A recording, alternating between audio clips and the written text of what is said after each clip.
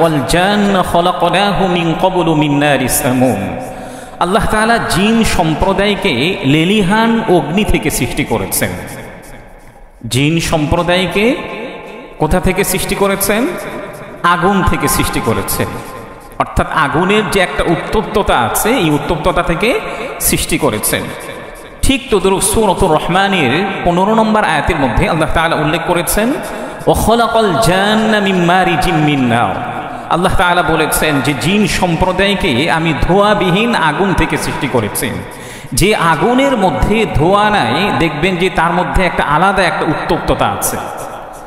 আগুনের মধ্যে ধোঁয়া থাকলে আগুনের তীব্রতা একটু কমে আসে, কিন্তু আল্লাহ তাআলা জিন সম্প্রদায়কে ধোঁয়াবিহীন আগুন থেকে সৃষ্টি করেছেন, লেলিহান অগ্নি থেকে সৃষ্টি করেছেন। এই বিষয়টি ইবনে আব্বাস রাদিয়াল্লাহু তাআলা আনহু এবং ইকরামা, মুজাহিদ রাহমাতুল্লাহি আলাইহি উল্লেখ করেছেন মিন মারিজিম মিন নার শব্দের অর্থ হচ্ছে যে আগুনটা একেবারে উত্তপ্ত আগুন, লেলিহান একটা অগ্নিকাণ্ড।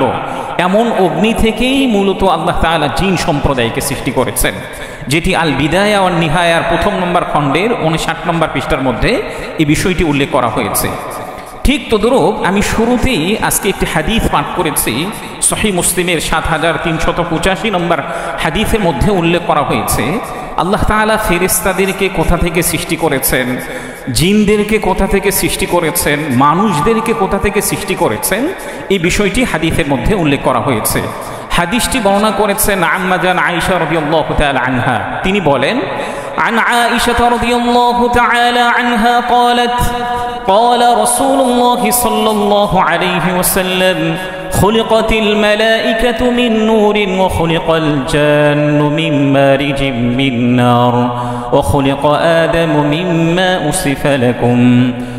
আম্মা জান আয়েশা রাদিয়াল্লাহু তাআলা আনহা থেকে বর্ণিত প্রিয় নবীজি সাল্লাল্লাহু আলাইহি ওয়াসাল্লাম বলেছেন আল্লাহ রাব্বুল আলামিন ফেরেশতাদেরকে নূর থেকে সৃষ্টি করেছেন আর জিনদেরকে লেলিহান অগ্নি থেকে সৃষ্টি করেছেন, আর মানুষদেরকে আমি যেভাবে ইতিপূর্বে বর্ণনা করেছি অর্থাৎ আল্লাহ তাআলা মানুষদেরকে মাটি থেকে সৃষ্টি করেছেন।